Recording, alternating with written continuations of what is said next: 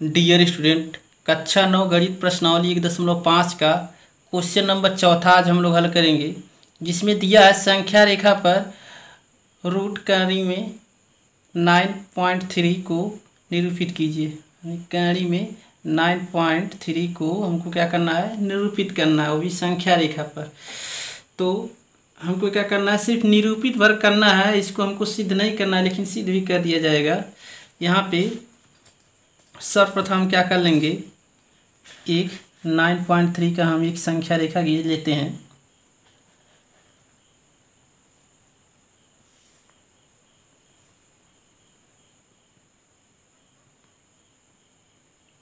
यहाँ पे क्या कर दिया जा रहा है,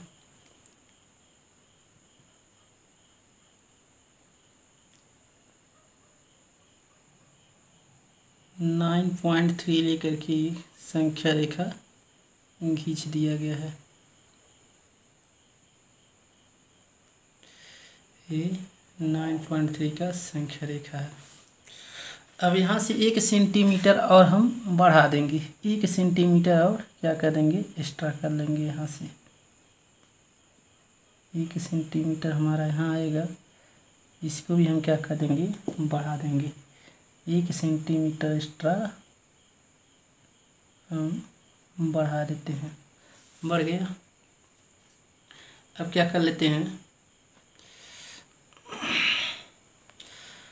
इसको नाम दे देते हैं, इसको ए मान लेते हैं, इसको बी मान लेते हैं। यानी यहाँ से लेके यहाँ तक इसको हम बी मान लेते हैं,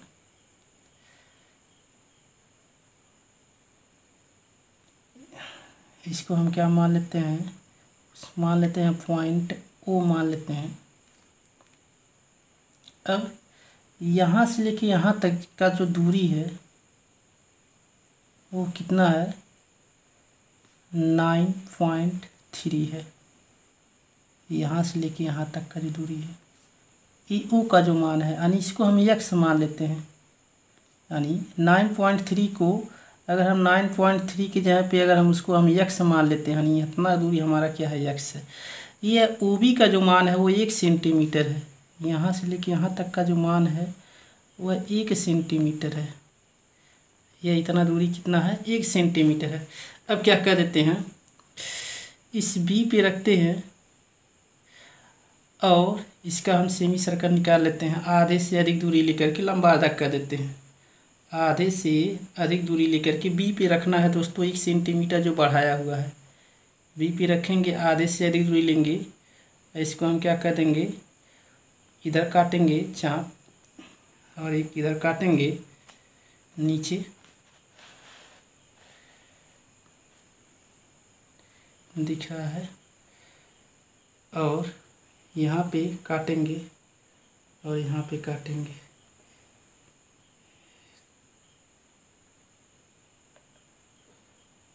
कट गया। अब दोनों को हम क्या कर देते हैं, मिला देते हैं। दोनों को मिला देंगे तो हमको क्या मिल जाएगा, इसका सेंटर मिल जाएगा। इस सेंटर को अब हम सी मान लेते हैं। क्या मान लेते हैं, सी मान लेते हैं। अब क्या कर देते हैं, इसी सेंटर पे रखेंगे और यह दूरी ओ सी, ए सी दूरी या यह दूरी हम ले लेंगे। इसको हम क्या कर देंगे, मिला काटेंगे इसको ऐसे, दिख रहा है दोस्तों, मिल गया। अब क्या कर देते हैं, यहाँ पे जो यह वो पॉइंट है, या तो हम चांदा की सहायता से इसको हम यहाँ पे 90 अंश का हम ड्रा कर देते हैं, चांदा की सहायता से। और अगर नहीं चांदा है तो आप लंगड़ा प्रकार से भी आप इसको बना सकते हैं। जैसे इसको हम हल्का सा मार देते हैं, यहाँ पे 90 अंश बनाने के लिए यहाँ पे काटेंगे, यहाँ पे काटेंगे और यहाँ पे कटेगा, यहाँ पे रखेंगे, इसको काट देंगे। ये जो कटा हुआ पॉइंट है सीधे यहाँ पे जो कटा हुआ है, इसको हम मिला देंगे तो हमारा 90 अंश ये सीधे बनेगा। आप इसको चाहे तो चांदा की सहायता से भी बना सकते हैं। ये 90 अंश का हमारा बन गया। अब क्या करना है, इसको थोड़ा सा लाइन को हम और बढ़ा सकते हैं।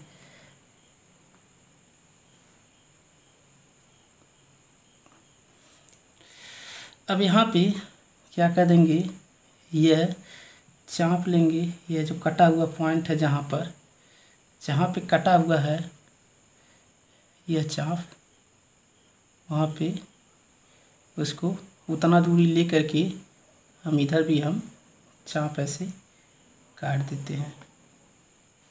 कट गया दोस्तों, दिख रहा है। रखना क्या है, वो पॉइंट पे रखना है, इसको हम काट देंगे। ये जो कटा हुआ पॉइंट है इसको हम मान लेते हैं, इसको मान लेते हैं P, और यहाँ पे जो कटा हुआ है इसको मान लेते हैं D। हो गया। अब CP को हम मिला देते हैं,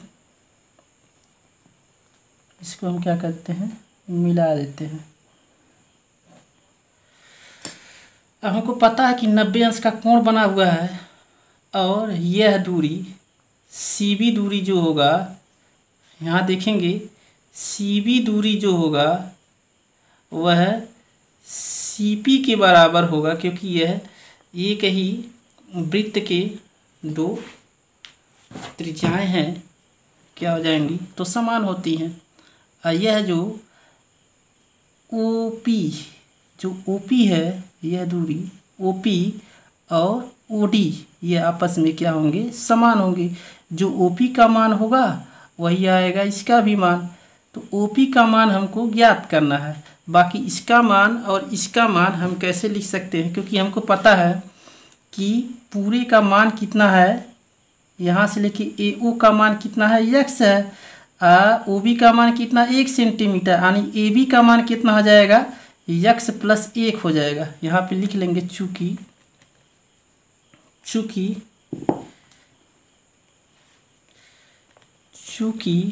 AB का जो मान है, AB का जो मान होगा वह कितना होगा, ये AO मतलब x, AO मतलब x + 1, ये किसका मान है, AB का मान है।